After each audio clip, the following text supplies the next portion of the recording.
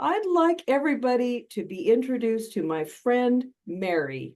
Mary and I work together as standardized patients, and she is a wonderful, loving person and very intelligent. And she has some words that she'd like to say in these heated times. So I'm going to turn the time over to Mary to introduce herself and give a little bit of background and read a letter that she's wanted to read. Hi, Liz. Thank you so much for allowing me to do this. I mean, it's something that's been writing this letter that I'm going to share with you all is something that's been rattling around my head for, oh gosh, years. And it just sort of came to a head with this election season. I am in an interracial marriage. And my husband and I have been together. We've been married. Our wedding anniversary is tomorrow. And Happy anniversary! Thank you. It will be, I lose track of time. I'm terrible, but I think it's about 5 years. I'm not good with dates, but anyway, 5 years tomorrow. And so that has started me on, and we've been in the relationship though together for over 25 years. So, I mean, I've known him and been with him for years, and we just decided to get married one day. So anyway, here we are. And I've had this letter rattling around because this whole thing has been a journey for me. Being in an interracial relationship has made me question and learn and grow in so many different directions that I'm so happy about. I'm not the person I used to be.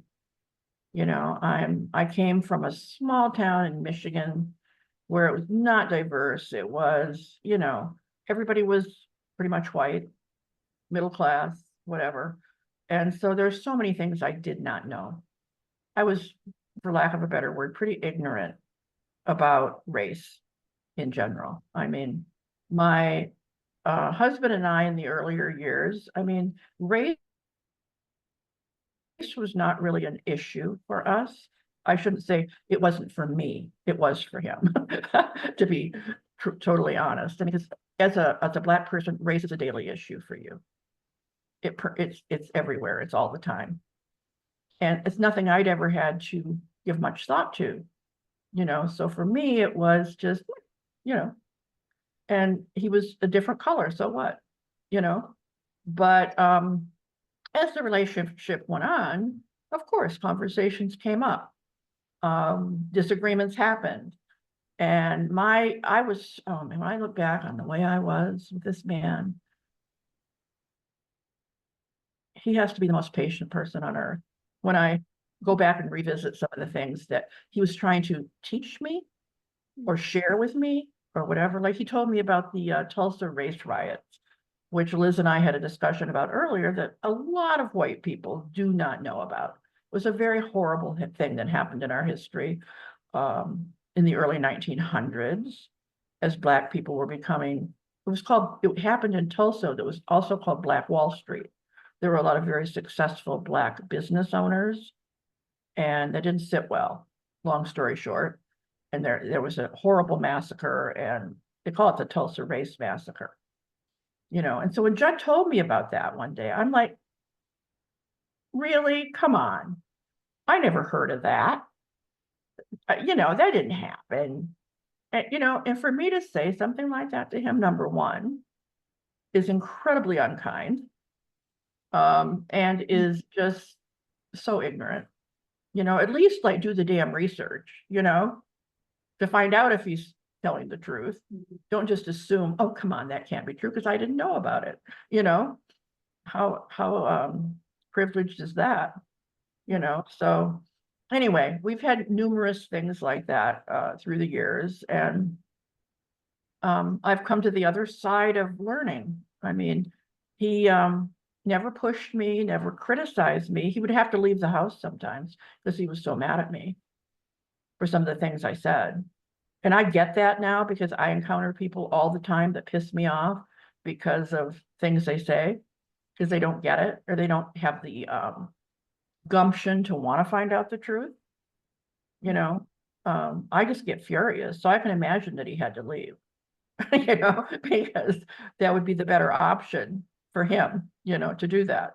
Hmm. So, anyway, I'm kind of digressing, but that's why, for so many of these things that are rattling around my head, this election cycle has been particularly difficult for me because of my growth as a human being and my wanting to do it and wanting to learn, my intellectual curiosity, if you will. So many people will not go there, don't want to go there, don't want to address the darkness in our history or the things that aren't pretty or patriotic or whatever. And it's not that you're trying to find fault. It's just that if you're going to move forward in life or in relationships or just in general in our country, you have to face those things and say, we can do better. It Yeah. doesn't have to define you as a country. It doesn't have to define you as a person. It just tells you that you need to do better. We all do. Yeah. Yeah. So this is good. We're having this conversation. So you Yeah. wrote a letter to your loved ones of some things that have been going on in your mind. I did. And I appreciate the opportunity because I was going to put it on Facebook, but I don't know, that can just open up a can of worms I don't want to open. But I also just love being able to at least put it out there to a small audience or just to share it because it's what I'm thinking and feeling. Yeah. And And with this, I think that also for people to see you as a loving human being that's trying to learn and grow and see right. your face and your expressions, it's just a better format.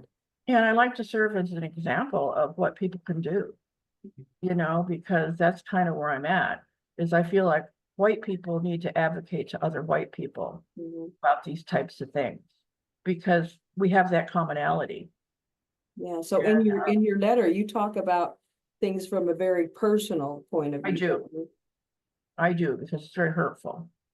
So anyway, I'll read excerpts of the letter, but I mean, it's kind of hard to read excerpts because one thing flows into another. But anyway, I'll Just read the letter.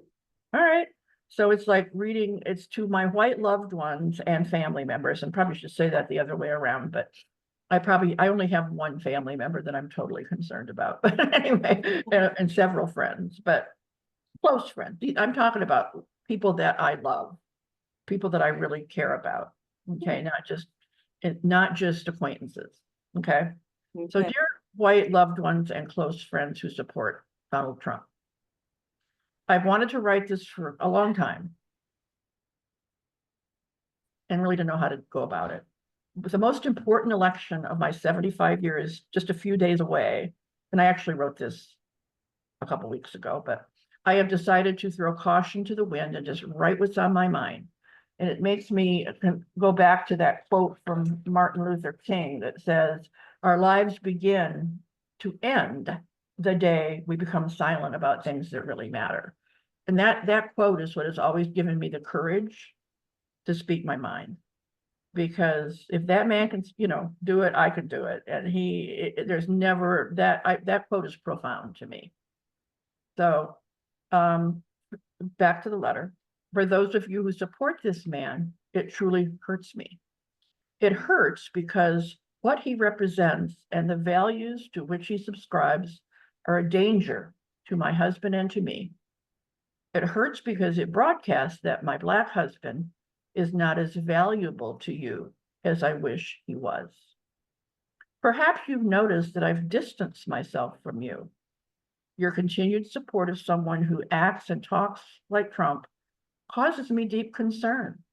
It is unsettling that you choose to align yourself with a man who openly disregards and dislikes entire groups of people and could negatively impact so many lives, including mine and my husband's.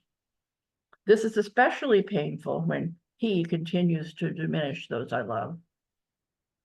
I wish that I could explain to you about the reality of the racism we face as a couple, my husband on a daily basis, and us as a couple. I'm at a loss to better explain our fear and concern, and I really wish you wanted to understand it. I really do. I have to ask myself if I could maintain a connection with someone who supports the never-ending devaluation of those I cherish. Someone who doesn't understand why that hurts my partner and me. It is painful to keep hoping you will understand, and it is totally exhausting. I recognize that it's difficult to comprehend experiences that are so different from your own. I wonder if you think I'm exaggerating my fears simply to discredit Trump. Please understand that this issue transcends any political figure, party, or election. It's about confronting a much larger, long-standing problem in our country, the imbalance of political and social power, and how social identities have been constructed to oppress some while privileging others, i.e. white supremacy. It's about the use of fear and notions of scarcity to keep us divided. It's about using vulnerable people as scapegoats. The call to make America great again isn't something I support. It evokes a time of greater inequality when marriages like mine weren't even legal, people. When a person builds a political campaign on reversing the progress our country has made towards equality and freedom for all, they make it about racial equity. When an individual running for our highest office readily stirs racial tensions, stokes racial fears, and undermines racial progress to serve their own political interests, it's about furthering harmful racial attitudes and beliefs. Make no mistake about it. Calling out racist statements and actions isn't a political tactic. It's addressing a real and troubling issue. This goes beyond politics. It's about harmful values and narratives that, when reinforced through policies, have a direct and significant impact on all of our daily lives.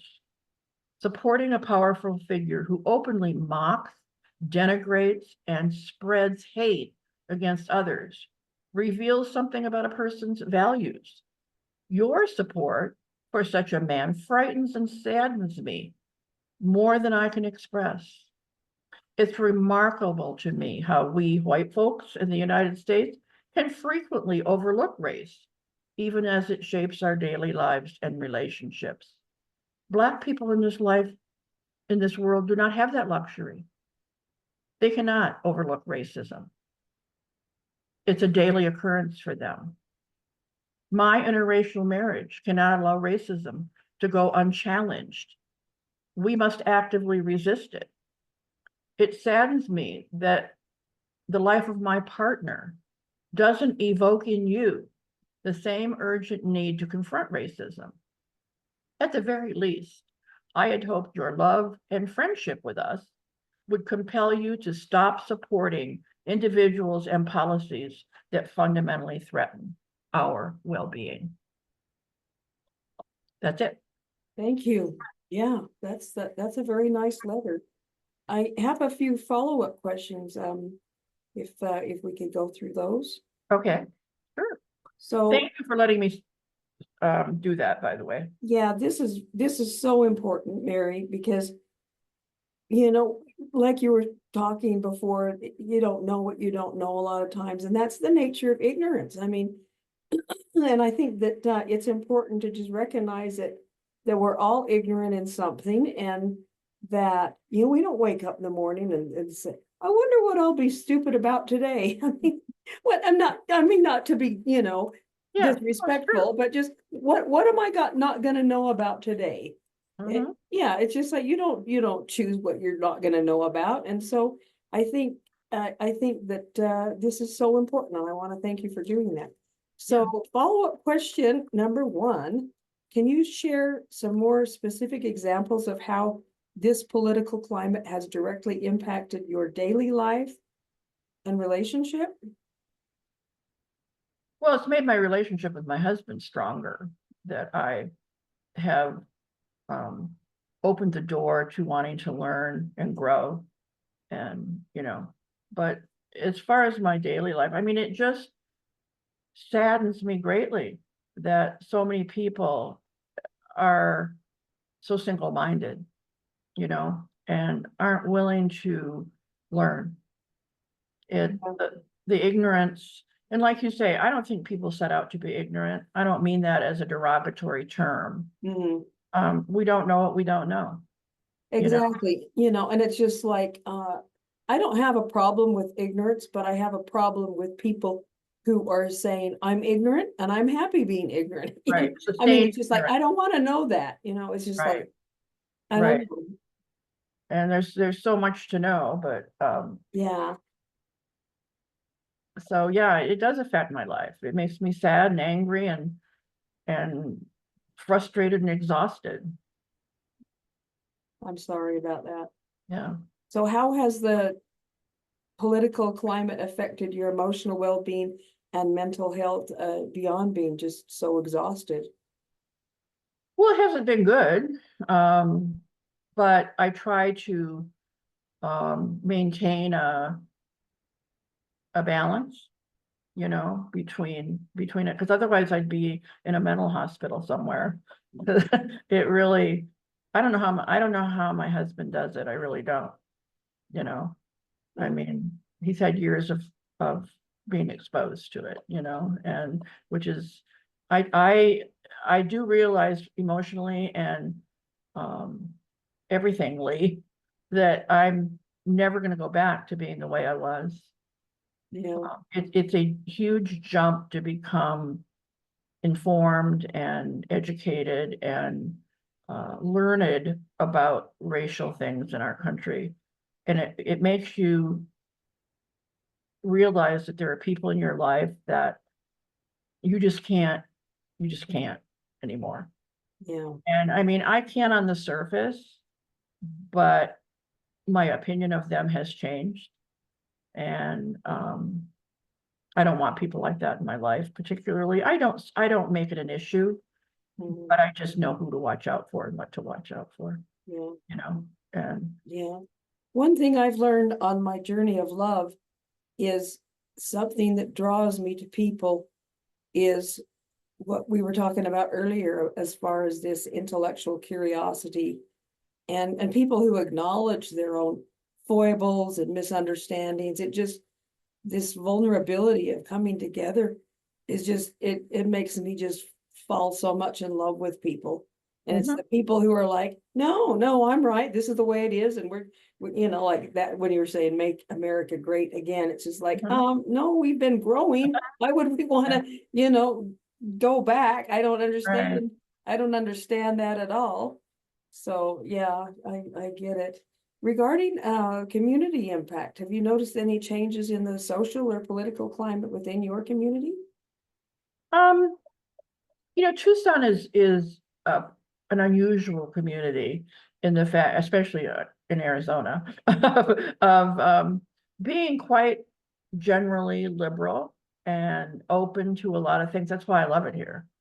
I mean, because it does, I mean, it's an artistic community. It's a, you know, so many things going on here that are, people are more accepting. Like we have the Dia de los Muertes, we have, you know, things that are just so multicultural and here, and I just love Tucson. So I can't say that I've noticed it as much here in Tucson. I have, however, noticed it in Arizona. So, I mean, you know, yeah, it's frustrating, but fortunately, I surround myself with people who are not ignorant and non-judgmental and like-minded, you know, and Mhm. um, I don't have time for people that aren't.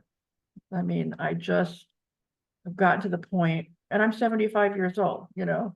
I don't, Well, you don't look it. yeah, thank you. But I don't want to be around people that are racist and bigoted and don't want to learn and don't want Exactly. to Yeah. expand their horizons. They're just not my people. Yeah. Are there specific misconceptions or false narratives that you've encountered regarding a biracial marriage? You know, people don't ever say anything to you, you know. Mm. I've had people say to me, "Oh, I think it's wonderful for you, but I could never do it." I mean, you know, well, Thank you for that. I don't know. I mean, but we get some stares, I guess. We get some, I don't really notice it because I don't care. I really don't. I mean, if people have a problem with my marriage, that's their problem. It's not mine, so, and I think that comes with age and wisdom, that I really don't care. So, but I don't notice it as much here in Tucson. I notice it more when we go back to the Midwest. Oh, that's interesting. The Midwest is a place that people think because I'm from Michigan. And people think, well, you're you're up north, you can't be racist because you're a Yankee, or whatever. Well, that is one of the most racist places in the country, and the KKK was founded in Indiana. So, Oh, I did not know that. You've been teaching me so much today, Mary, and well, all my little thank you for that. And my husband, who is also he really missed his calling. He would be a wonderful instructor of Black history. I mean, he really would. wow, interesting. So yeah, I've had him and my reading, and I've learned a lot. Just little tidbits here and there. What a great voyage. So do you think there are any underlying reasons why your friends might hold their beliefs, such as fear, misinformation, or lack of understanding? Well, like I said, for lack of a better word, ignorance. I mean, they don't like anything that upsets the status quo. They have very deeply rooted beliefs that I once held. I'm from there. I once held those beliefs as well. And they just haven't had the good fortune, I guess, of realizing it can be different. And having that intellectual curiosity to figure it out. And I'm blessed to have had that. And yeah, I just think that their underlying fears and why they feel, I don't get it. Yeah. But then I also remember, what it was like to feel that way. And you have to wanna. Yes. Can I share a Gotta personal? wanna. Yeah, can I share a personal story? This isn't the story I shared. Oh, yeah. earlier, but I'll share that one at the end of the Okay. video. But this has to do with you're talking about how you're blessed with intellectual curiosity. And I have to say I was blessed with that too. Yes, I you was were. also blessed with a very early childhood experience that made me realize that things were not so much I was being lied to, is that the people who told me things, you really know, because I got a situation in which I ended up in the hospital. I was 4 years old, and that's when they put the kids in together as in this, was it's in the same room kind of thing, yeah. Yeah, and excuse me, I got to share my room with this wonderful little black boy, and I'd always been told that black skin was just so different, and they were like really greasy, and I don't know, it was all pejorative. They smelled, they smelled bad, all that. Black skin. And I can't even remember, I think we were playing checkers or something, and our hands touched. And I got to touch his skin, and it's just like, and I knew, wait a minute, this feels like skin. And it was so fun because I was talking to him, and I thought, well, the palms of your hand look different. And he was telling me about the soles of his feet. And it was just so I got to put it in my head that it's like, you know what? Everything that you're being told is not necessarily what is. That's all innocence, that's where it was kids, they're innocent, and if we could all just talk like that, sometimes it would be wonderful. Oh, I love that. I love that framework. Yeah. Further about that. Yeah. Well, let's go back to some more follow-up questions regarding your background and your letter. Do you think there are any shared values or interests that you can use as a starting point for constructive conversation? I've attempted to do that because part of my journey has been, as I said, that I want to advocate more with white people, to share my experiences and get them to perhaps just think about things a little differently, or present them with information that they've never known before or whatever. And so to approach that is, as we discussed earlier, it's a tough nut to crack because number one, white people just don't get it. I mean, they don't even know that there's a problem. And, that happened 200 years ago. What are you talking about? It's over. They should get over it, and, Wow. so not even to mention generational trauma, but anyway, I digress. But, so I usually try to address it with a commonality, like we're both white, and this is how, and I usually like beat up on myself a little bit, like I've done here, it's like I was an idiot, I didn't know any of this stuff because I grew up in this small town, non-diverse, and I had no reason to even realize there was any kind of an issue about any of this. Didn't know half of the stuff that I know now. And yeah, you just, as we said before, you don't know what you don't know. So I sort of approach it from that standpoint when I'm trying to talk about this stuff. And sometimes that's effective. Sometimes the eyes just glaze over and you can tell they don't want to talk about it because it's not something they're comfortable with. Exactly. And it's white people do not have a high level of comfort talking about race. They That's get very true. defensive. They get very defensive, and that's a difficult thing to get around, that defensiveness, because they just will shut everything down that you bring up, Yeah, and I can speak to that with some of my friends, and what they've said is, God, I'm gonna have to edit out that big loud back noise. That they're tired of people trying to make them feel guilty. Right. And yeah, so you know what, in the interest of editing, I'm thinking that we could end this recording and come back and finish the interview. Sure. Without it just hanging up on us, because Okay. like 4 minutes left or something. So Oh, is let's, that how much we have left? Okay. yeah, so All let's, right. yeah.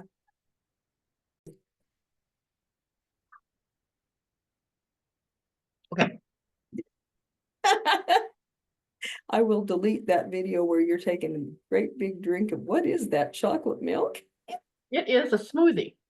Oh, okay. Mary, we were talking about having some open dialogue. Huh? How can we encourage respectful dialogue and understanding between people with different political views? Wow. I wish I had the answer to that because I could be very rich. um, yeah, it's tough. I think you have to, number one, be respectful of one another's positions because we all have a right to our opinions. And you try to find the commonality, I guess, that you might have, if there is any. And I've found that I try to not denigrate myself, but to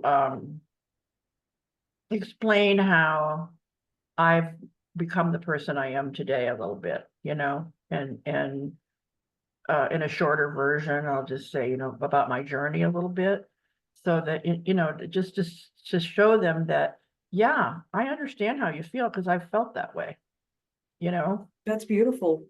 and I mean, I once upon a time was a Republican. I grew up in Michigan. I was, my parents were Republicans. Yeah. And I didn't know any better, and so it hasn't been, I mean, I was a Republican for a long time. And not the last 30 some years, but I mean, I was a Republican for probably 40 years. Interesting. Well, Well, from the you time said something very interesting when I was sharing my personal experience with the young Black boy in the hospital, in which you were expressing how beautiful it was that children communicate with each other, and that innocence. Mhm. And we're obviously not children, but I do like the idea, if we could maybe stop, and maybe it'll be a trend. Okay, so in my naive, childlike mind, and then that puts, because they talk about the power of vulnerability, and Right. it does seem like this might be a power of vulnerability, where it's just like you open yourself up Mhm. and then say, teach me, Yeah, and you then, have to be vulnerable. I yeah, mean, to do this work, you have to be vulnerable and admit your own shortcomings too. you Mhm. know, because I had plenty of them. And I find that that works sometimes. It opens up the dialogue a little bit. But then sometimes, you know, it's a tough, I'm talking about talking to people about anything that challenges their thoughts, you know. And for me, it's been about talking about race, some politics too, you know, and it's just kind of like people don't want to see what they don't want to see. Right, and the Right. history. I mean, I mean, now we talk about the misinformation and disinformation, but Yeah, you look at the history doesn't share the views in what's going on with those marginalized. Oh man, I was walking at the park a few years ago and I was listening to a podcast about the guy who invented the dilation and curettage procedure. And he was talking about how he practiced on Black women without any anesthesia. And I had a flashback in what I was taught as a child, that Black people do not experience pain right. as much as white people. And I stopped dead in my tracks at the track. And That is racism I, in medicine. yeah, I just like exclaimed loudly. And I Well, was just like, oh, that is just gross. horrific. Because that went along with all kinds of things about, oh, that's too bad that they were slaves. But you know, when they were beat, it didn't really hurt them that much. Just things that just sickened me. So I was in the park Yeah. all alone, just cussing at the top You of know, my well, lungs. have you heard about the Tuskegee experiment? No. That is a situation where they gave Black men syphilis. They actually injected them and so they could study syphilis. When did this happen? I'd have to look, but it's been in this century, it's been in the 1900s. Okay. Well, for the video that's gonna be the better video than this one, I will be sure to reference that and Yeah, maybe the give a look to Tuskegee experiment, it's called. It happened in Tuskegee, Alabama. Tuskegee experiment, but you Like know, the Tuskegee Airmen, but it was, yeah. okay. So anyway, there's so many things that, just an aside, that you and I talking, that the average white person doesn't know. Oh yeah, I've been learning some things from you and I want to continue our conversations And there's a lot of stuff that, and bring your husband into it too, because yeah, well, he's a I really fountain of like him. information with that kind of stuff because, you know, he's been interested to learn too. You know, because there are Black people out there that aren't interested in learning their own history too, Oh yeah, that's a good point. you know? Yeah. I mean, Wow. yeah, they just don't, they're not, you know, they just live day to day and they experience racism and all that, but I mean, they aren't really interested in learning the history. It takes a special kind of mind, you know, to learn all that stuff. Oh, and it's overwhelming. Yeah. And it's well, just you telling me about the Tuskegee experiment just made my belly just go immediately Mhm. sick. But Just it's along that line of the women, you know, being, uh, and, just yeah, there's a lot of racism in medicine. man. A lot of Black people don't trust white doctors. Hmm. We can see why.